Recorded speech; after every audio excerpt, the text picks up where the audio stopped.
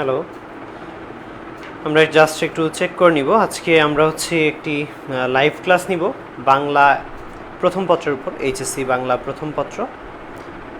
তো আমাদের লাইভ ক্লাসের টপিক হচ্ছে বিভীষণের প্রতি মেঘনাদ। অনেকের রিকোয়েস্ট ছিল, তাই আজকে আমরা ক্লাসটা নিচ্ছি এবং আমরা স্মার্ট বোর্ড বা বোর্ডে না নিয়ে আমরা ক্লাসটা একটা নর্মাল পেজের মধ্যে নিচ্ছি, এই কারণে যেন আমরা একটু দ্রুত পড়াতে পারি। এবং এই লাইভ ক্লাসটা আশা করছি অনেকেরই কাজে লাগবে, অনেকের রিকোয়েস্ট ছিল। তো সাউন্ডটা ঠিকঠাক শোনা যাচ্ছে কিনা এটা এখন আমাদের মেইন কনসার্ন।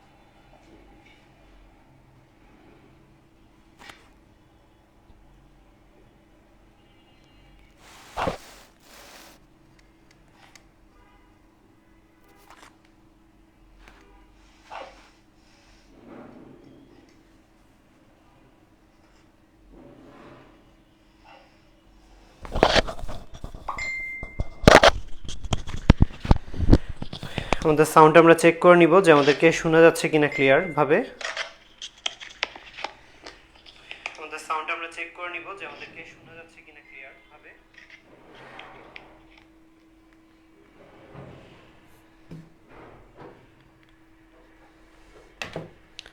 তো আজকে আমাদের টপিক হচ্ছে বিভীষণের প্রতি মেঘনাদ। তোমরা যারা এই টপিকটা তোমাদের আসন্ন পরীক্ষায় যাদের আছে, তোমরা সবাই আমাদের সাথে আজকে স্টে করতে পারো। ইনশাল্লাহ আমরা খুব ভালোভাবে এই টপিকটা বুঝে নিব আজকে, এবং কিছুক্ষণের মধ্যে আমরা শুরু করে দিব ক্লাস।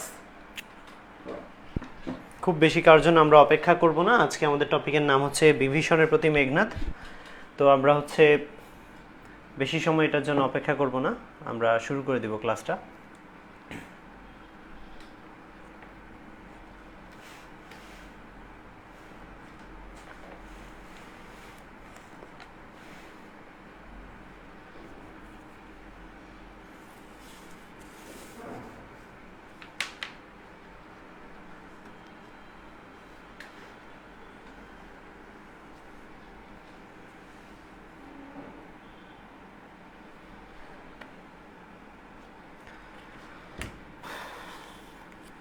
তো আমরা শুরু করে দেই। আজকে আমাদের যে টপিক সেটার নাম হচ্ছে বিভীষণের প্রতি মেঘনাদ।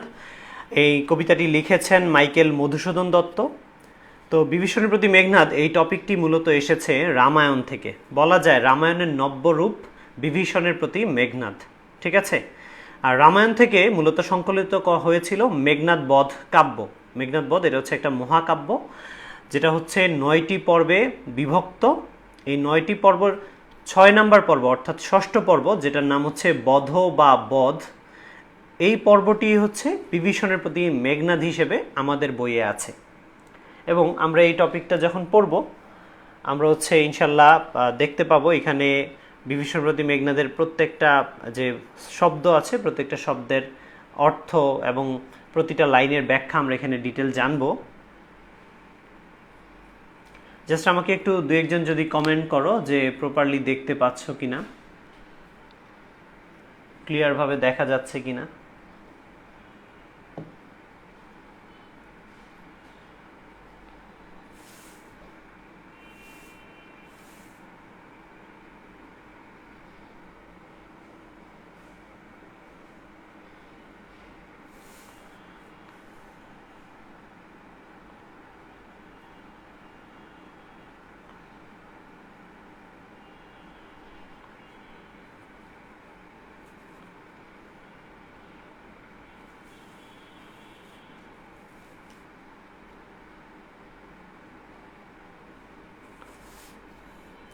তো আজকে আমাদের যে টপিক সেটা নিয়ে আমরা কিছু কথা বললাম, যে বিভীষণের প্রতি মেঘনাদ, এই টপিকটি হচ্ছে বলা যায় রামায়ণের নব্যরূপ, ঠিক আছে, যেখানে হচ্ছে মাইকেল মধুসূদন দত্ত এখানে অনেক কিছু পরিবর্তন করেছেন। তো চলো আজকে আমরা একটু নামের অর্থটা জেনে নিই, যে বিভীষণের প্রতি মেঘনাদ বলতে কি বোঝানো হয়েছে। এখানে বিভীষণ হচ্ছে চাচা, কার চাচা? মেঘনাদের চাচা, ঠিক আছে। আর প্রতি শব্দের অর্থ হচ্ছে জন্য বা উদ্দেশ্যে, আর মেঘনাদ হচ্ছে তাহলে কি? বিভীষণের ভাতিজা। তাহলে এই কবিতার নামটা আমরা এভাবে চিন্তা করতে পারি যে চাচার জন্য বা উদ্দেশ্যে ভাতিজা। এই কবিতায় আমরা দেখতে পাবো চাচা বিভীষণকে উদ্দেশ্য করে ভাতিজা মেঘনাদ অনেক কথাবার্তা বলছে। তো কি কথা বলছে এটা জানার জন্য আমাদের একটা স্টোরি জানা লাগবে। সে স্টোরিটা কি? সেটা হচ্ছে যে স্বর্ণলঙ্কা, এই যে এখানে লেখা আছে আমরা দেখতে পাচ্ছি স্বর্ণলঙ্কা। স্বর্ণলঙ্কা হচ্ছে রাক্ষসদের রাজ্য। স্বর্ণলঙ্কা কি? স্বর্ণলঙ্কা হচ্ছে রাক্ষসদের রাজ্য। এই রাক্ষসদের রাজা হচ্ছে রাবণ, রাজার নাম হচ্ছে রাবণ, ঠিক আছে। রাবণরা ছিল 3 ভাই, রাবণ, কুম্ভকর্ণ এবং বিভীষণ। রাবণ, কুম্ভকর্ণ, বিভীষণ, এই 3 ভাই, এবং রাবণের ছেলে হচ্ছে মেঘনাদ। রাবণের ছেলে হচ্ছে মেঘনাদ, ঠিক আছে। তো যেটা হয় যে একটা সময় এই রাক্ষসদের সাথে যুদ্ধ হয়। কার? রামের যুদ্ধ হয়। এখন রাম কোত্থেকে আসলো? রাম হচ্ছে অযোধ্যার রাজা দশরথ। এই দশরথের ছেলে হচ্ছে রাম। দশরথের ছেলে হচ্ছে রাম। অযোধ্যার রাজা দশরথ, দশরথের ছেলে হচ্ছে রাম। তো যেটা হয়, দশরথের ছিল 3টা ওয়াইফ, অর্থাৎ 3 বউ, 3 জন রানী ছিল তার, এবং তার ছিল 4টা ছেলে। তো সব মিলে সে খুব সুখে ছিল। কোনো একটা কারণে তাদের মধ্যে কলহ তৈরি হয় এবং তাদের ছেলে রাম এবং তার স্ত্রীকে বনবাসে পাঠিয়ে দেওয়া হয়। এটা আসলে স্টোরিটা আমরা বলতে পারি, অন্য এক সময় তো আমরা স্টোরি অ্যাড করে দিব। এখানে মূলত রাম এবং তার স্ত্রী সীতা প্রতিহিংসার শিকার হয়, যার ফলে তাদেরকে বনবাসে চলে যেতে হয়। যদিও রামের রাজা হওয়ার কথা ছিল রাজা, বাট সে রাজা হতে পারে না, তাকে চলে যেতে হয় বনবাসে। স্টোরিটা আমরা কেন বলছি? যেন কবিতাটা আমরা ভালোভাবে বুঝতে পারি। তো এরপরে যেটা হয় যে রাম যখন বনবাসে চলে যায়, দেন ওইখানে ঝামেলা হয়, যে ওইখানে রাক্ষস রাজা রাবণের বোন শূর্পণখা ওই বনে চলে আসে। শূর্পণখা বনে বেড়াতে আসে, এবং বেড়াতে এসে ধ্যানমগ্ন রামকে দেখার পরে শূর্পণখার ভালো লেগে যায়, এবং শূর্পণখা রামকে প্রলুব্ধ করার চেষ্টা করে, কিন্তু রাম তার প্রলোভনে সাড়া দেয় না, যার ফলে শূর্পণখা বিরক্ত হয়, এবং সে পরবর্তীতে রামের ছোট ভাই, যে এইখানে বনবাসে রামের সাথে সঙ্গী হয়েছিল, রামের ছোট ভাই লক্ষণকে সে প্রলুব্ধ করতে চেষ্টা করে। লক্ষণ এক পর্যায়ে বিরক্ত হয়ে শূর্পণখার নাক কেটে দেয়। যখন লক্ষণ শূর্পণখার নাক কেটে দেয়, তখন শূর্পণখা গিয়ে তার ভাই রাবণকে বিষয়টা অবহিত করে। রাবণ প্রতিশোধ নেয়ার জন্য আসে এবং সীতাকে অপহরণ করে নিয়ে যায়। স্টোরিতে আরও অনেক কিছু আছে, আমি ইচ্ছা করেই স্কিপ করলাম যেন অল্প সময়ে ক্লাসটা আমরা শেষ করতে পারি। আমি চাইলে আরও ডিটেল বলতে পারতাম, এখানে আমি ইচ্ছা করেই স্কিপ করেছি। পরে যেটা হয়, রাবণ সীতাকে অপহরণ করার কারণে এখানে 2 পক্ষের মধ্যে যুদ্ধ শুরু হয়। এই যুদ্ধে এক পর্যায়ে মেঘনাদ সেনাপতি হিসেবে দায়িত্ব নেয় বা দায়িত্বপ্রাপ্ত হয়। সে হচ্ছে এই যুদ্ধ জয়ের জন্য মরিয়া ছিল। মেঘনাদ একটা মন্দির বা যজ্ঞাগারে, ধরি এটা হচ্ছে একটা যজ্ঞাগার, যেখানে হচ্ছে মেঘনাদ নিরস্ত্র অবস্থায় পূজা করছিল। আর এই যজ্ঞাগারের চারপাশে ছিল অসংখ্য রাক্ষস সৈন্য, যারা সশস্ত্র অবস্থায় অবস্থান নিচ্ছিল।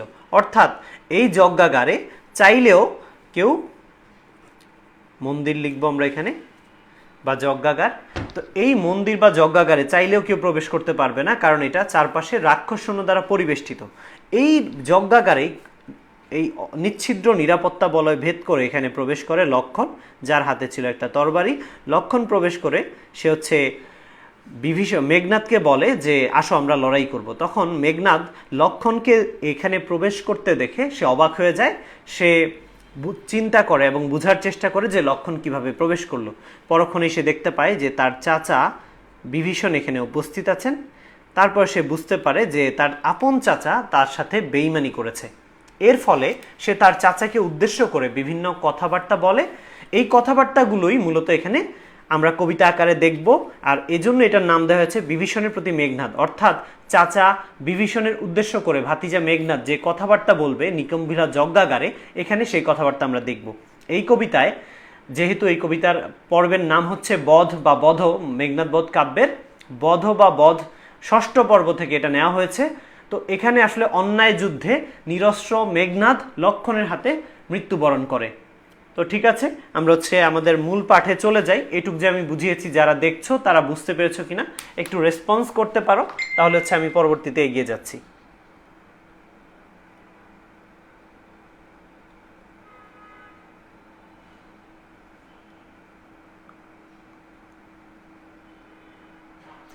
আচ্ছা, আমি বুঝতে পারছি তোমরা হয়তো বুঝে গেছো। তো চলো আমরা শুরু করি আমাদের কবিতা। এতক্ষণে অরিন্দম কহিলা বিষাদে। এখানে একটু বলে রাখি, আমি যেগুলো লাল কালি দিয়ে, যেগুলো টিক দিয়ে রেখেছি, এগুলো থেকে প্রশ্ন আসতে পারে, জ্ঞানমূলকের জন্য প্রশ্ন আসতে পারে। তো আমরা একটু কনসার্ন থাকবো এই বিষয়ে।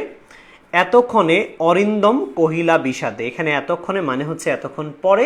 অরিন্দম, এই অরি শব্দের অর্থ হচ্ছে শত্রু। অরি শব্দের অর্থ হচ্ছে কি? শত্রু। এতক্ষণে অরিন্দম কহিলা বিষাদে, এতক্ষণে অরিন্দম কহিলা বিষাদে। অরিন্দম, দম মানে হচ্ছে যে দমন করে, অরি মানে হচ্ছে শত্রু, দম মানে হচ্ছে যে দমন করে। এখানে অরিন্দম বলতে মেঘনাদকে বোঝানো হয়েছে, কারণ শত্রু দমনের ব্যাপারে মেঘনাদের নাম ডাক ছিল অনেক বেশি। তাহলে কি বলা হচ্ছে? এতক্ষণে অরিন্দম অর্থাৎ এতক্ষণে মেঘনাদ, কহিলা মানে হচ্ছে বলল, বিষাদে মানে হচ্ছে দুঃখ ভারাক্রান্ত মনে। আশা করি তোমরা এটুক বুঝতে পারছো। একটু রেসপন্স করতে হবে, যদিও মূলত আমি আমাদের ইউটিউব চ্যানেলে এই ক্লাসটা আপলোড দিব, তারপর লাইভে এসেছি এই কারণেই যে লাইভে হয়তোবা অনেকে দেখতে পাবে এবং হয়তোবা কারো কোনো প্রশ্ন থাকলে লাইভে সেই প্রশ্নগুলো করে নিতে পারবে। তো এই জন্যই মূলত লাইভে আসা।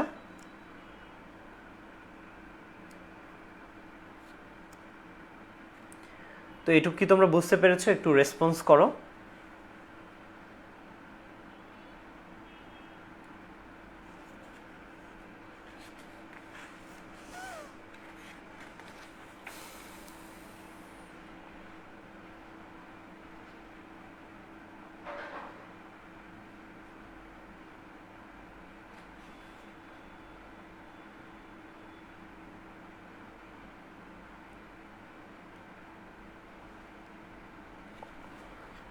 তোমরা আশা করি বুঝতে পেরেছো। তাহলে এতক্ষণে অরিন্দম কহিলা বিষাদে, দেখেন অরিন্দম বলতে কাকে বোঝানো হয়েছে? অরিন্দম বলতে এখানে মেঘনাদকে বোঝানো হয়েছে।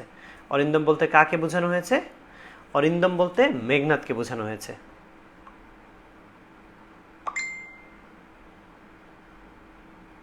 তাহলে আমরা পরের লাইনে চলে যাব।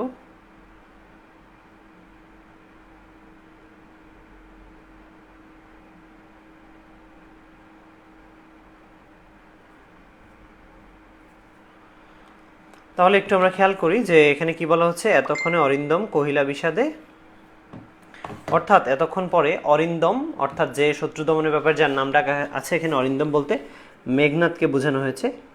ঠিক আছে, অরিন্দম বলতে এখানে কাকে বোঝানো হয়েছে? অরিন্দম বলতে এখানে মেঘনাদকে বোঝানো হয়েছে। কহিলা শব্দের অর্থ হচ্ছে বলল, বিষাদে মানে হচ্ছে দুঃখ ভারাক্রান্ত মনে। জানিনু, এই জানিনু শব্দের অর্থ অনেকে আমরা ভুল করি। জানিনু শব্দের অর্থ হচ্ছে জেনেছি, জেনেছি। জানিনু শব্দের অর্থ হচ্ছে জেনেছি বা জানতে পেরেছি, বুঝতে পেরেছি। এতক্ষণ পরে মেঘনাদ আসলে বুঝতে পেরেছে, কখন? চাচাকে যখন দেখেছে। চাচাকে দেখার পরে সে আসলে বুঝতে পেরেছে যে তার চাচা এখানে সাহায্য করেছে লক্ষণকে। এজন্য সে বলেছে এতক্ষণে অরিন্দম কহিলা বিষাদে, জানিনু মানে জেনেছি, কেমনে মানে কিভাবে, আসি মানে এসে, লক্ষণ মানে লক্ষণ, পশিল মানে প্রবেশ করলো, পশিল মানে প্রবেশ করলো, প্রবেশ করলো। রক্ষপুর, রক্ষ শব্দের অর্থ হচ্ছে রাক্ষস, পুর শব্দের অর্থ হচ্ছে নগরী। রাক্ষসদের নগরীতে কিভাবে লক্ষণ প্রবেশ করলো এতক্ষণ পরে মেঘনাদ এটা বুঝতে পেরেছে, জানতে পেরেছে, এবং জানতে পেরে সে হতাশ হয়েছে। এজন্য বলেছে হায়, হায় তাত। এই তাত শব্দের অর্থ হচ্ছে চাচা বা পিতার সমতুল্য, পিতৃব্য। হায় চাচা, উচিত কি তব এ কাজ। হায় তাত, উচিত কি তব এ কাজ। কোন কাজ? যে কাজ ও করেছে। উচিত কি তব এ কাজ, তব শব্দের অর্থ হচ্ছে তোমার। তোমার কি এ কাজ করা উচিত হয়েছে? কোন কাজ? যে তুমি যে লক্ষণকে আমাদের এই রাজ্যে প্রবেশ করতে সাহায্য করেছো, এই কাজ করা কি তোমার উচিত হয়েছে? এই কথাটাই মূলত বলা হচ্ছে। আচ্ছা, এরপর কি বলা হচ্ছে, নিকষা সতী তোমার জননী। মেঘনাদ এখানে স্মরণ করিয়ে দিতে চাচ্ছে তার চাচাকে, যে চাচা তুমি এটা কিভাবে করলে, যেখানে সতী নিকষা হচ্ছে তোমার জননী। এখানে আমাদের সবার জানতে হবে যে এই রাবণ, কুম্ভকর্ণ, বিভীষণ, এই তিনজনের মায়ের নাম হচ্ছে সতী নিকষা। এই তিনজনের মায়ের নাম কি? মায়ের নাম হচ্ছে সতী নিকষা বা নিকষা সতী। ঠিক আছে, যে বলা হচ্ছে নিকষা সতী তোমার জননী। আবার এরপরে কি বলতেছে, সহোদর। সহোদর মানে কি? আপন ভাই। ঠিক আছে, একই মায়ের পেটে যে ভাইরা থাকে এই তাকেই বলা হচ্ছে সহোদর, একই উদর থেকে যারা আসে। তো বলা হচ্ছে সহোদর রক্ষ শ্রেষ্ঠ। রক্ষ মানে রাক্ষস, শ্রেষ্ঠ মানে রাক্ষসদের যিনি শ্রেষ্ঠ। নর্মালি রাজাকে একটা জাতির বা গোষ্ঠীর শ্রেষ্ঠ বলা হয়, তার মানে এখানে সহোদর রক্ষ শ্রেষ্ঠ বলতে রাবণকে বুঝিয়েছে। এরপর কি বলা হচ্ছে, শুলি শম্ভুনিপ কুম্ভকর্ণ। এখানে শুলি শম্ভুনিপ বলতে বলা হচ্ছে শুলপানি মহাদেবের মতো, অর্থাৎ হিন্দু দেবতা শিব বা মহাদেবের মতো শক্তিশালীকে, শক্তিশালী হচ্ছে কুম্ভকর্ণ। শম্ভু মানে শক্তিশালী, বলা হচ্ছে কুম্ভকর্ণ হচ্ছে শিবের মতো শক্তিশালী। ঠিক আছে, এখানে হচ্ছে কি, এই শুলি শম্ভু মানে হচ্ছে শিবের মতো, শিবের মতো শক্তিশালী, শিবের মতো শক্তিশালী। শিবের মতো শক্তিশালী কে? শিবের মতো শক্তিশালী হচ্ছে কুম্ভকর্ণ। তারপর কি বলা হচ্ছে, ভাতৃপুত্র বাসব বিজয়ী। এই ভাতৃপুত্র, ভাতৃ মানে ভাই, পুত্র মানে ছেলে, ভাইয়ের ছেলে। ভাইয়ের ছেলে কে? ভাইয়ের ছেলে হচ্ছে মেঘনাদ নিজে। ভাতৃপুত্র মেঘনাদ নিজে, মেঘনাদ নিজের কথা নিজে বলছে। এবার বাসব বিজয়ী। বাসব হচ্ছে কে? দেবতাদের রাজা, দেবতাদের দেবতাদের রাজা। এই দেবতাদের রাজা বাসবকে কে জয় করেছে? বিজয় করেছে হচ্ছে মেঘনাদ। অর্থাৎ মেঘনাদ দেবতাদের রাজা বাসব বা ইন্দ্র, যার আরেক নাম ইন্দ্র, তাকে মেঘনাদ জয় করেছে। এই জন্য মেঘনাদের অপর নাম হচ্ছে বাসব বিজয়ী। ঠিক আছে, তো যদি প্রশ্ন চলে আসে তাহলে বাসব বিজয়ী কাকে বলা হয়েছে? মেঘনাদকে বলা হয়েছে। আশা করি সবাই এটুকু বুঝতে পেরেছ। এরপর আমরা চলে যাব, নিজ গৃহপথ তাত দেখাও তস্করে। নিজ গৃহপথ অর্থাৎ নিজেদের গৃহে আসার পথ, চাচা, তাত মানে চাচা, দেখাও মানে দেখিয়েছ, তস্করে অর্থাৎ চোরকে। এখানে তস্কর বলতে লক্ষণকে বলা হচ্ছে। কাকে বলা হচ্ছে? লক্ষণকে। তস্কর শব্দের অর্থ কি? চোর। তস্কর শব্দের অর্থ চোর। আর কাকে বলা হচ্ছে? লক্ষণকে তস্কর বলা হচ্ছে। বলা হচ্ছে চাচা তুমি আমাদের রাজ্যের বা আমাদের বাসায়, আমাদের গৃহে আসার পথ দেখিয়েছ লক্ষণের মতো একজন চোরকে। চণ্ডালে বসাও আনি রাজার আলোয়। চণ্ডাল শব্দটা এখানে নিকৃষ্ট অর্থে প্রকাশ করা হয়েছে। এখানে হিন্দু বর্ণ চারাল অর্থে প্রকাশ করা হয়নি, এখানে নিকৃষ্ট অর্থে প্রকাশ করা হয়েছে। চণ্ডালে বসাও আনি রাজার আলোয়। আলোয় শব্দের অর্থ হচ্ছে বাড়ি। আলোয় শব্দের অর্থ হচ্ছে কি? বাড়ি। যে তুমি লক্ষণের মতো একটা চারালকে আমাদের বাড়িতে এনে সম্মানিত করেছো বা স্থান দিয়ে সম্মান করছো। ঠিক আছে, এই কাজটা ঠিক হয়নি, এই বিষয়টাই বুঝাচ্ছে। এরপর কি বলা হচ্ছে, কিন্তু নাহি গঞ্জি তোমা। গঞ্জি মানে হচ্ছে অপবাদ, অপমান। ঠিক আছে, দোষারোপ। আমি তোমাকে অপবাদ দিব না, অপমান করব না, দোষারোপ করব না। নাহি গঞ্জি তোমা, গুরুজন তুমি, গুরুজন তুমি পিতৃতুল্য। আচ্ছা, গুরুজন তুমি পিতৃতুল্য। এখানে পিতৃতুল্য শব্দটা আমার এখানে স্লাইডে বা এইখানে পেজের মধ্যে নাই। গুরুজন তুমি পিতৃতুল্য। ঠিক আছে, আশা করি এইটুক সবাই বুঝতে পেরেছো। দেখো এইটুক সবাই বুঝতে পেরেছো কিনা। যদি না বুঝো আমাকে অবশ্যই জানাও, কমেন্ট করো। আমি চেষ্টা করব তোমাদের কমেন্টের অ্যান্সার দেওয়ার জন্য।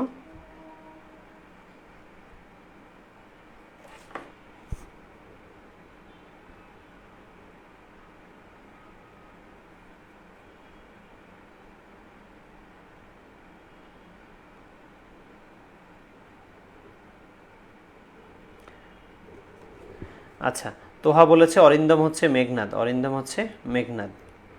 অরিন্দম হচ্ছে মেঘনাদ। ওকে,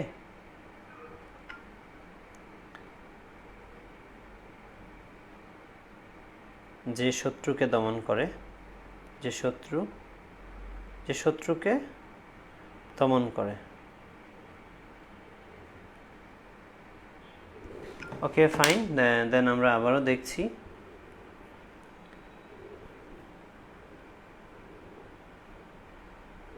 আচ্ছা, এরপরে আমরা পরের পৃষ্ঠায় চলে যাব। পরের পৃষ্ঠায় কি আছে বলা হচ্ছে, হে পিতৃব্য। আচ্ছা, ছাড়ো দ্বার যাব অস্ত্রাগারে। এখানে আরেকটা লাইন আছে যেটা আমরা মিস করেছি, এটা হবে ছাড়ো দ্বার, ছাড়ো দ্বার, দ্বার যাব অস্ত্রাগারে, অস্ত্রাগারে। ছাড়ো দ্বার যাব অস্ত্রাগারে। পাঠাইব রামানুজে সমন ভবনে। অর্থাৎ চাচাকে বলছে, চাচা তুমি দরজা ছেড়ে দাঁড়াও, দ্বার মানে দরজা, যাব অস্ত্রাগারে। মেঘনাদ বলতে চাচ্ছে সে অস্ত্রাগারে যাবে, অস্ত্র নিয়ে আসবে। পাঠাইব রামানুজ, এখানে খেয়াল করা লাগবে, রাম যোগ অনুজ, অনুজ মানে হচ্ছে ছোট ভাই, এখানে রামানুজ বলতে লক্ষণকে বোঝানো হয়েছে। রাম অনুজ, অনুজ মানে ছোট ভাই, রামের ছোট ভাইকে লক্ষণ। রামের অনুজকে কোথায় পাঠাবে? সমন ভবনে। সমন ভবন মানে হচ্ছে জমের বাড়ি। সমন ভবন শব্দের অর্থ হচ্ছে জমের বাড়ি। ঠিক আছে, আশা করি এটুকু যারা দেখছো সবাই বুঝে যাবে। এরপরে আছে কি? লঙ্কার কলঙ্ক আজি ভঞ্জিব হবে। এখানে লঙ্কার কলঙ্ককে, এখানে লঙ্কার কলঙ্ক হচ্ছে লক্ষণ, এখানে লঙ্কার কলঙ্ককে, এখানে লঙ্কার কলঙ্ক হচ্ছে লক্ষণ। লঙ্কার কলঙ্ক আজি মানে আজ, ভঞ্জিব মানে, ভঞ্জিব মানে দূর করব, ভঞ্জিব মানে দূর করব, দূর করব, ভঞ্জিব মানে দূর করব। আহবে মানে যুদ্ধ বা সংগ্রামের মাধ্যমে, আহবে মানে হচ্ছে যুদ্ধের মাধ্যমে, যুদ্ধের মাধ্যমে, মাধ্যমে। ঠিক আছে, তাহলে বলা হচ্ছে কি? লঙ্কার কলঙ্ক আজি মানে আজ, ভঞ্জিব আহবে, আজকে লঙ্কার কলঙ্ক অর্থাৎ লক্ষণকে যুদ্ধের মাধ্যমে দূর করব, যে লঙ্কাকে কলঙ্কিত করেছে। এইটুক কি সবাই বুঝতে পেরেছি? আচ্ছা, ভাতৃপুত্র বাসব বিজয়, একজন বলছে ভাতৃপুত্র বাসব বিজয়টা আরেকবার বুঝিয়ে দেওয়ার জন্য। মারিয়াম শিকদার, হ্যাঁ অবশ্যই বলে দিব। ভাতৃপুত্র মানে হচ্ছে ভাইয়ের ছেলে, বাসব বিজয়ী, বাসব মানে হচ্ছে দেবতাদের রাজা বাসব, দেবতাদের রাজার নাম হচ্ছে বাসব বা ইন্দ্র। এই বাসবকে জয় করেছেন মেঘনাদ, মেঘনাদ বাসবকে পরাজিত করেছেন, অর্থাৎ বাসবকে সে জয় করেছেন। বোঝা গেছে? এজন্য মেঘনাদের উপাধি বা আরেকটা নাম হচ্ছে বাসব বিজয়ী বা ইন্দ্রজিৎ। আশা করছি মারিয়াম তুমি বুঝতে পেরেছ। এরপরও যদি সমস্যা থাকে অবশ্যই তোমরা কমেন্ট করো, কমেন্ট করে জানাও, আমরা চেষ্টা করব তোমাদের কমেন্টে অ্যান্সার দিতে।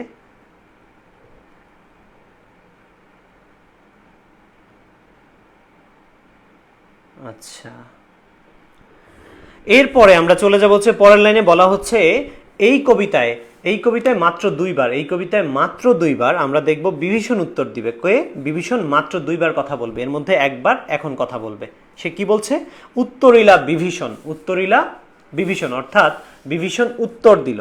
উত্তরিলা বিভীষণ কি উত্তর দিল? বৃথায় সাধনা ধীমান।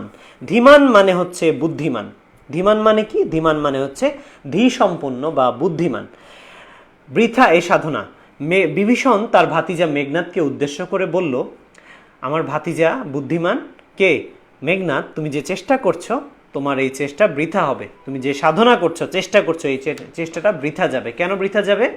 কারণ সে আবার বলছে রাঘব দাস আমি। রাঘব দাস মানে রামের দাস। রাঘব দাস মানে কি? রামের দাস। রাঘব দাস আমি, আমি রামের দাস। রাঘব দাস আমি, আমি রামের দাস। কি প্রকারে, কিভাবে, কি প্রকারে মানে হচ্ছে কিভাবে, তাহার বিপক্ষ মানে বিপক্ষে, কাজ করিব মানে বিপক্ষে যাব, রক্ষিতে মানে হচ্ছে রক্ষা করতে, রক্ষিতে শব্দের অর্থ হচ্ছে রক্ষা করতে, অনুরোধ মানে আমরা সবাই জানি।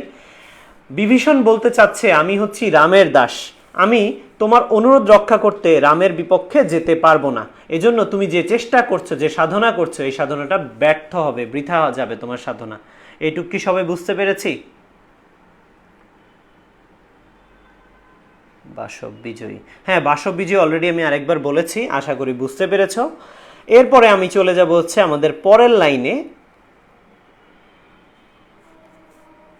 উত্তরিলা কাতরে রাবণী, এখানে মাথায় রাখতে হবে এই যে রাবণী, এইটা থেকে প্রশ্ন চলে আসে জ্ঞানমূলকের জন্য যে রাবণী কাকে বলা হয়েছে। রাবণী মানে হচ্ছে মেঘনাদ, রাবণী মানে রাবণ না, রাবণী মানে হচ্ছে মেঘনাদ। ওকে, উত্তরিলা কাতরে রাবণী, অর্থাৎ রাবণের ছেলে মেঘনাদ কাতর স্বরে উত্তর দিল। কি উত্তর দিল? হে পিতৃব্য, হে চাচা, তব বাক্যে, তব মানে তোমার, বাক্যে মানে কথায়, ইচ্ছি মানে ইচ্ছা করছে, মরিবারে মানে মরে যেতে। হে চাচা, তোমার কথা শুনে আমার মরে যেতে ইচ্ছা করছে। কোন কথা? যখন তার চাচা মেঘনাদ বিভীষণ বলল যে বিভীষণ নিজেই হচ্ছে রামের দাস, এই কথা শুনে মেঘনাদ খুব কষ্ট পেয়েছে, এজন্য সে বলতেছে হে চাচা, তোমার এই কথা শুনে আমার মরে যেতে ইচ্ছা করছে। আশা করি এই লাইনটা সবাই বুঝতে পেরেছ। এর পরের লাইনে আমরা চলে যাচ্ছি। রাঘবের দাস তুমি, এখানে মেঘনাদ প্রশ্ন করেছে তুমি রামের দাস। রাঘব মানে হচ্ছে রাম, আমরা আগেও বলেছি আবার বলছি, রাঘব মানে হচ্ছে রাম। বলতে চাচ্ছে তুমি রামের দাস, কেমনে ও মুখে আনিলে এ কথা তাত, কিভাবে এই মুখ দিয়ে এই কথা তুমি বললা, কহতা দাসেরে, এটা আমাকে বলো। এখানে দাসেরে কে? মেঘনাদ। মেঘনাদ নিজেকে দাস বলছে, কেন? চাচাকে সম্মান করে। দাস কেন বলছে? সম্মান করে নিজেকে দাস বলছে। বুঝা গেছে? বলছে কেমনে ও মুখে আনিলে এ কথা তাত, কহতা দাসেরে। এইটুক কি আমরা সবাই বুঝতে পেরেছি?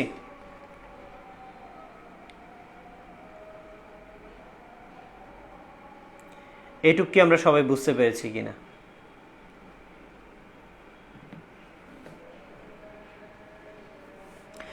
আচ্ছা, তারপর বলা হচ্ছে কি, কেমনে মুখে আনিলে এই কথা তাত, কহতা দাসেরে। মেঘনাদ বলছে চাচা তুমি এই মুখ দিয়ে এই কথা কিভাবে বললা যে তুমি রামের দাস? এটা আমাকে জাস্ট বলো, আমি তোমার দাস, মানে আমি তোমার একান্ত আজ্ঞাবহ, একান্ত বাধ্যগত, তুমি আমাকে বলো এটা। এই লাইন পর্যন্ত আশা করি সবাই বুঝেছি। এখন আমরা পরের লাইনটা দেখব। স্থাপিলা, স্থাপিলা শব্দের অর্থ হচ্ছে স্থাপন করা, স্থাপন করা। বিধু শব্দের অর্থ হচ্ছে চাঁদ, আমি চন্দ্রবিন্দু দিচ্ছি। বিধি মানে হচ্ছে সৃষ্টিকর্তা, সৃষ্টিকর্তা। স্থানু মানে হচ্ছে নিশ্চল, স্থানু মানে হচ্ছে নিশ্চল, নিশ্চল। ললাট মানে এখানে হচ্ছে আকাশ। ললাট শব্দের এখানে বিশেষায়িত অর্থ ব্যবহার করা হয়েছে। ললাট শব্দের অর্থ কপাল হলেও এখানে আকাশ বোঝাচ্ছে। বলা হচ্ছে স্থাপিলা মানে স্থাপন করা, বিধু মানে হচ্ছে চাঁদ, বিধি মানে হচ্ছে সৃষ্টিকর্তা, স্থানু মানে হচ্ছে নিশ্চল, ললাট মানে হচ্ছে আকাশ। মেঘনাদ তার চাচা বিভীষণকে বলছে চাচা, চাঁদ যেমন সৃষ্টিকর্তা চাঁদকে অনেক উপরে আকাশে স্থাপন করেছে নিশ্চলভাবে, অর্থাৎ চাঁদকে অনেক উপরে স্থান দেওয়া হয়েছে। এখানে চাঁদ মানে হচ্ছে রাক্ষসদের সম্মানকে নিজেরা চাঁদের সাথে কম্পেয়ার করছে, যে চাঁদের স্থান যেমন অনেক উপরে, ঠিক রাক্ষসদের সম্মানও অনেক উপরে, যেটা রাম লক্ষণের চেয়ে অনেক বেশি সম্মান তারা সম্মানের অধিকারী, অথবা তারা সম্মান ডিজার্ভ করে। এটাই চাচাকে মনে করিয়ে দিচ্ছে। ভাইয়া তাঁত মানে কি? সাবিয়া ইসলাম সোহা, তাঁত মানে হচ্ছে চাচা বা পিতৃব্য, পিতার সমতুল্য। আশা করি বুঝতে পেরেছ। তো বলা হচ্ছে কি, বলা হচ্ছে যে স্থাপিলা বিধুরে বিধি স্থানুর ললাটে, অর্থাৎ স্রষ্টা চাঁদকে যেমন অনেক সম্মান দিয়েছে, উপরে আকাশে স্থান দিয়েছে, ঠিক রাক্ষসদের সম্মানটাও চাঁদের মতো অনেক উপরে। এরপরের লাইন কি বলেছে? পরি কি? পরি কি মানে হচ্ছে পড়ে যায় কিনা, পড়ে যায় কিনা, কিনা। ঠিক আছে। পরি কি? ভূতলে মানে হচ্ছে ভূমিতে, ভূতলে মানে হচ্ছে ভূমিতে, শশী মানে হচ্ছে চাঁদ, যান গড়াগড়ি ধুলায়। চাঁদ কি নিজের অবস্থান ছেড়ে ধুলায় এসে গড়াগড়ি খায়? অর্থাৎ চাঁদ কি আকাশ থেকে নিচে নেমে আসে? আসে না। এখানে মেঘনাদ তার চাচাকে বুঝাতে চাচ্ছে যে আমাদের সম্মানও অনেক উপরে, তুমি কেন রামের কাছে নিজের দাসত্ব বা রামের দাসত্ব স্বীকার করে তুমি নিজের সম্মান কেন ধুলায় মিশিয়ে দিচ্ছ? এইটা সে তার চাচাকে বলছে। আশা করি সবাই বুঝতে পেরেছ। এরপরে সে বলেছে হে রক্ষরথী, হে রক্ষরথী, হে রাক্ষসদের অন্যতম। রক্ষ মানে রাক্ষস, রথী মানে যিনি রথ চালায়। এখানে রক্ষরথী বলতে মেঘনাদকে বোঝানো হয়েছে, সরি বিভীষণকে বোঝানো হয়েছে, বিভীষণ। হে রক্ষরথী, ভুলিলে কেমনে কে তুমি?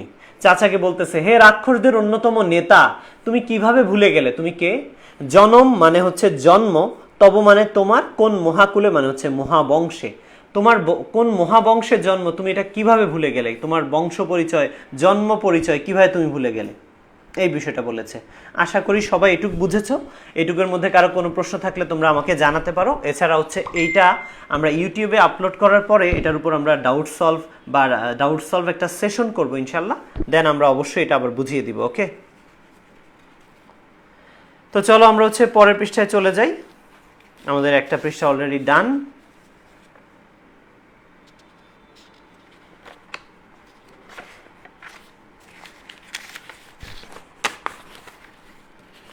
তাহলে আমরা দেখতে পাচ্ছি কি বলা হচ্ছে, কে বা সে অধম রাম, কে বা সে অধম রাম, আর কেই বা সে রাম যাকে দেখে তুমি তোমার নিজের জন্ম পরিচয় ভুলে গেলা, তোমার হচ্ছে বংশ পরিচয় ভুলে গেলে। এই জিনিসটা চাচাকে সে বারবার স্মরণ করিয়ে দিচ্ছে যে রামই বা কে।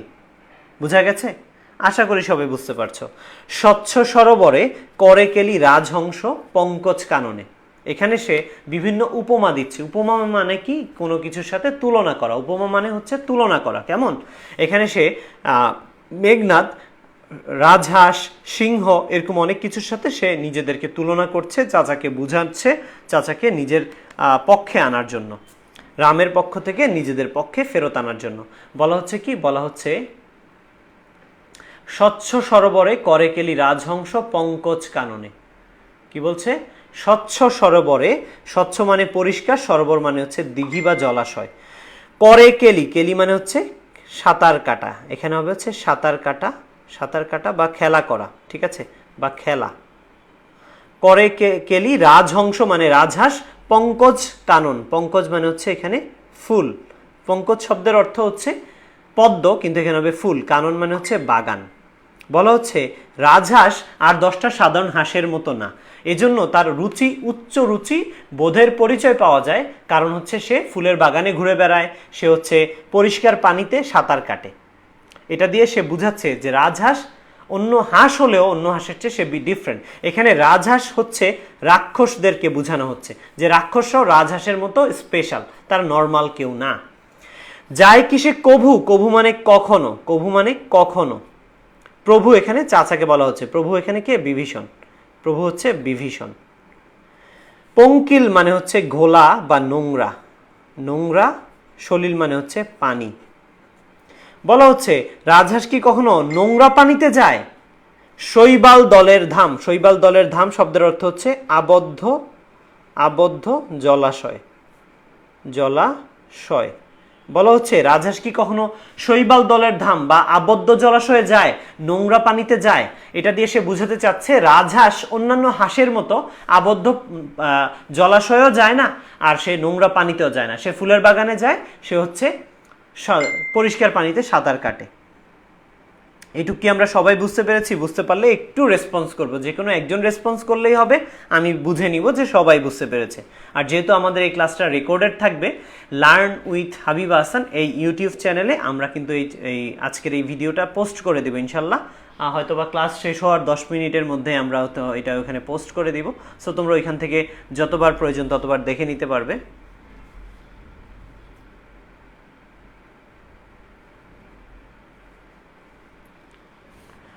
যারা আমাকে দেখছো একটু রেসপন্স করবে, যে কোনো একজন প্লিজ।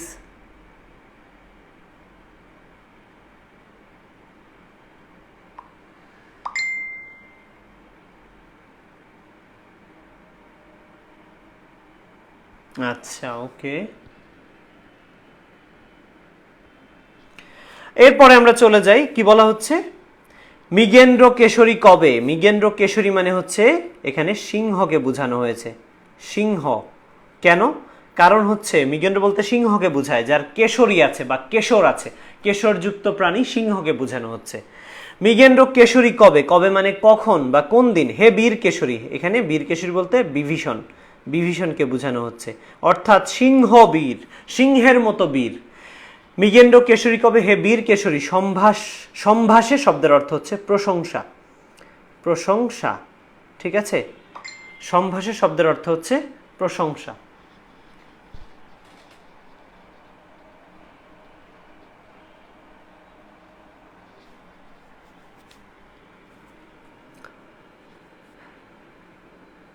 প্রশংসা। বলা হচ্ছে মৃগেন্দ্র কেশরী কবে, হে বীর কেশরী সম্ভাসে অর্থাৎ প্রশংসা করে, শৃগালে মানে হচ্ছে শিয়ালকে বা শিয়ালকে, মিত্রভাবে অর্থাৎ বন্ধুরূপে। এখানে চাচাকে সে প্রশ্ন করতেছে, আচ্ছা চাচা তুমি কি কখনো দেখেছো একটা সিংহ শিয়ালকে বন্ধুর মতো প্রশংসা করে? অবশ্যই না, কারণ শিয়াল হচ্ছে একটা সাধারণ প্রাণী, ঠিক আছে, বা পশু। সে যত বুদ্ধিমানই হোক, সে কখনো বনের রাজা সিংহের বন্ধু হতে পারে না, আর বনের রাজা সিংহ কখনো তার কি করতে পারে না, প্রশংসা করতে পারে না বন্ধুরূপে। আশা করি সবাই বুঝতে পেরেছো। তারপর আমি বলছি, হে বীর কেশরী সম্ভাসে শৃগালে মিত্রভাবে। মৃগেন্দ্র কেশরী কবে, হে বীর কেশরী অর্থাৎ হে সিংহ বীর, তুমি কি কখনো দেখেছো যে একটা সিংহ শিয়ালের প্রশংসা করেছে? কখনোই করতে পারে না, এই বিষয়টা সে বুঝাচ্ছে। আশা করি সবাই বুঝতে পেরেছো। অজ্ঞদাস বিজ্ঞতম তুমি। অজ্ঞদাস মানে এখানে মেঘনাদ, মেঘনাদ নিজেকে অজ্ঞদাস বলছে, মেঘনাদ। বিজ্ঞতম তুমি এখানে হচ্ছে বিভীষণকে বোঝানো হচ্ছে, বিভীষণ। অবিদিত মানে হচ্ছে অজানা, অবিদিত মানে হচ্ছে অজানা। নহে কিছু তোমার চরণে, চরণে শব্দের অর্থ পা, কিন্তু এখানে হচ্ছে কাছে, অবিদিত নহে কিছু তোমার চরণে, অর্থাৎ তোমার কাছে কোনো কিছু অজানা নয়, তুমি তো অনেক অভিজ্ঞ, তুমি তো জানো। শৈবাল দলের ধাম, এই লাইনটা আরেকবার। আচ্ছা, শৈবাল দলের ধাম, শৈবাল দলের ধাম মানে হচ্ছে আবদ্ধ জলাশয়, শৈবাল দলের ধাম মানে হচ্ছে আবদ্ধ জলাশয়। এখানে মেঘনাদ তার চাচাকে বলতেছে রাজহাঁস হচ্ছে অনেক উঁচু রুচি, তার অনেক সুন্দর রুচি, এই জন্য সে যেন তেন জায়গায় যায় না, সে ফুলের বাগানে যায়, সে হচ্ছে পরিষ্কার জলাশয়ে যায়। ঠিক আছে, সে তো কখনো নোংরা পানিতে যায় না, আবদ্ধ জলাশয়ে যায় না, এই কথাটা বুঝিয়েছে, আশা করি বুঝতে পেরেছ। এরপর কি বলা হচ্ছে, এরপর বলা হচ্ছে কি, কহ মহারথী, আচ্ছা, অজ্ঞদাস বিজ্ঞতম তুমি, অর্থাৎ চাচা আমি তো তেমন কিছু জানি না, তুমি তো অনেক অভিজ্ঞ, অবিদিত মানে অজানা, নহে কিছু তোমার চরণে, তোমার কাছে তো কোনো কিছুই অজানা নয়, তুমি তো সব জানো, সো তুমি জানাও, তুমি বলো এটা কি সঠিক। এইটুক পর্যন্ত আশা করি সবাই বুঝতে পেরেছ। এরপরে হচ্ছে আমি পরের টপিকটা যাচ্ছি, সেটা কি, পরের লাইনে যাচ্ছি। ক্ষুদ্রমতি, ক্ষুদ্র মানে হচ্ছে ছোট, মতি মানে হচ্ছে মন, ক্ষুদ্র মন, ঠিক আছে, যার ছোট লোক আর কি, ছোট লোক, ছোট লোক বা ছোট মন যার। ক্ষুদ্রমতি নর সুর, নর মানে হচ্ছে মানুষ, সুর কথাটা এখানে নিন্দার্থে ব্যবহার করা হয়েছে। ক্ষুদ্রমতি নরসুর লক্ষণ, বলা হচ্ছে লক্ষণ ছোট লোক, লক্ষণ কি, এই লক্ষণ হচ্ছে এই দুইটা, ওকে, লক্ষণ হচ্ছে ছোট লোক, লক্ষণ হচ্ছে অনেক ছোট লোক, ওর ছোট মন ও খারাপ, কেন এটা আমরা দেখছি এখন। ক্ষুদ্রমতি নরসুর লক্ষণ, লক্ষণ ছোট লোক, নহিলে মানে যদি নাই হবে, অস্ত্রহীন মানে নিরস্ত্র, যোধে মানে যোদ্ধা, কিসের সম্বোধে মানে হচ্ছে আহ্বান জানানো, সম্বোধে মানে হচ্ছে আহ্বান জানানো, সম্বোধন মানে হচ্ছে আহ্বান, সংগ্রাম মানে হচ্ছে যুদ্ধে। বলা হচ্ছে মেঘনাদ লক্ষণ একটা ছোট লোক, সে যদি ছোট লোক নাই হবে তাহলে সে কি একজন নিরস্ত্র যোদ্ধাকে, নিরস্ত্র এখানে অস্ত্রহীনকে, অস্ত্রহীন হচ্ছে মেঘনাদ, যে সে কি মেঘনাদদের মতো একজন নিরস্ত্র যোদ্ধাকে সে কি যুদ্ধের জন্য না হলে আহ্বান জানাতে পারতো? অবশ্যই সে ছোট লোক দেখে একজন নিরস্ত্র যোদ্ধাকে যুদ্ধের আহ্বান জানায়। এবং তোমরা হয়তোবা অনেকেই জানো, বা না যারা না জানো না তারা জেনে নাও যে তৎকালীন সময়ে নিরস্ত্র কাউকে যুদ্ধে আহ্বান জানানো এটা হচ্ছে কাপুরুষতা, এটা যুদ্ধের নিয়মের মধ্যে ছিল না। এরপর সে কি বলতেছে, কহ মহারথী, বলো মহাবীর, এ কি মহারথী প্রথা, এটা কি মহাবীরের প্রথার মধ্যে পড়ে? মহারথী মানে হচ্ছে কি মহাবীর, মহাবীর, এ কি মহারথী প্রথা, এটা কি বড় বীরের প্রথার মধ্যে বা নিয়মের মধ্যে পড়ে কিনা। নাহি শিশু লঙ্কাপুরে, মানে এমন কোনো শিশু নাই রাক্ষসদের রাজ্য স্বর্ণলঙ্কাতে, লঙ্কাপুরীতে, শুনি না হাসিবে এ কথা, অর্থাৎ যে এই কথা শুনে হাসবে না। কোন কথা? যেই কথা, যে এই কথা যে একজন নিরস্ত্র যোদ্ধাকে যুদ্ধের জন্য আহ্বান জানাচ্ছে কে, একজন অস্ত্র নিয়ে এসে একজন নিরস্ত্র যোদ্ধাকে যুদ্ধের জন্য আহ্বান জানাচ্ছে লঙ্কানগরীতে, এটা কেউ শুনলে অবশ্যই সে হাসাহাসি করবে। ঠিক আছে, এরপর কি বলা হচ্ছে, ছাড়পথ আসিব ফিরিয়া এখনই, আমি লাইনটা কমপ্লিট করছি, এখনই আসিব ফিরিয়া এখনই, ছাড়পথ আসিব ফিরিয়া এখনই, এখনই ফিরে আসবো। ঠিক আছে, দেখিব আজি, দেখিব আজি, আজি মানে আজ, আজকে দেখে নিব, কোন দেব বলে, অর্থাৎ কোন দেবতার শক্তিতে, দেবতার শক্তিতে, যেহেতু রাম লক্ষণ দেবতাদের আশীর্বাদ পুষ্ট ছিল, রাম হচ্ছে বিষ্ণুর অবতার, ঠিক আছে, তো যেহেতু রাম লক্ষণ ছিল দেবতাদের আশীর্বাদ পুষ্ট, তাই এটা বলেছে যে দেখবো আজকে কোন দেবতার শক্তিতে, বিমুখে, বিমুখে মানে হচ্ছে বাধা দেয়, বিমুখে মানে হচ্ছে বাধা দেয়, ঠিক আছে, সমরে মানে হচ্ছে যুদ্ধে, সমরে মানে হচ্ছে যুদ্ধে, মোরে এখানে মেঘনাদ, মেঘনাদ, ঠিক আছে, সৌমিত্রী এখানে হচ্ছে লক্ষণ, সৌমিত্রী এখানে কে, সৌমিত্রী এখানে লক্ষণ, ঠিক আছে, লক্ষণকে সৌমিত্রী বলা হচ্ছে। রাবণী যেমন মেঘনাদ, সৌমিত্রী মানে হচ্ছে লক্ষণ, লক্ষণ হচ্ছে সৌমিত্রা, লক্ষণের মায়ের নাম হচ্ছে সৌমিত্রা, সৌমিত্রার গর্ভজাত সন্তানকে সৌমিত্রী বলা হয়েছে। কুমতি মানে হচ্ছে কুমতলব, কুমতি মানে কি কুমতলব, কু মানে হচ্ছে খারাপ, মতি মানে হচ্ছে মতলব, কুমতলব খারাপ মতলব, খারাপ মতলব, যেহেতু লক্ষণ প্রবেশ করেছে রাক্ষসদের রাজ্যে, তাই মেঘনাদ বলতে চাচ্ছে লক্ষণ কুমতলব বা খারাপ উদ্দেশ্য নিয়ে প্রবেশ করেছে। তো আমি আজকে এইটুকুই পড়াতে চাচ্ছি, এইটুকুই আমি শেষ করব। আমরা নর্মালি এভাবে কখনো ক্লাস নেই না, আমরা হচ্ছে স্মার্ট বোর্ডে অথবা হচ্ছে হোয়াইট বোর্ডে ক্লাস নেই, সো আজকের সেট আপটাও খুব ভালো ছিল না, বাট আজকে আমি ক্লাস নেওয়ার ব্যাপারে দৃঢ় প্রতিজ্ঞ ছিলাম, দ্যাটস ওয়াই আমি ক্লাসটা এইটুকু নিলাম। নেক্সট ক্লাসে আমরা বাকি অংশ শেষ করে দিব। এছাড়া ইনশাল্লাহ আমরা পর্যায়ক্রমে বাংলা সহ সকল বিষয়ের ইফেক্টিভ ভিডিও দেওয়ার চেষ্টা করব। তোমরা জানাতে পারো তোমাদের উপকার হয়েছে কিনা। তোমাদের উপকার হলেই হবে, লাইক কমেন্ট শেয়ার কিছুই চাই না। তোমরা উপকৃত হয়েছো এটুকু শুনতে পারলে আমাদের খুবই ভালো লাগবে। তো আজকে এ পর্যন্তই, সবাই ভালো থেকো অদম্য আভাসের সাথে। ইনশাল্লাহ আবারও দেখা হবে। আল্লাহ হাফেজ।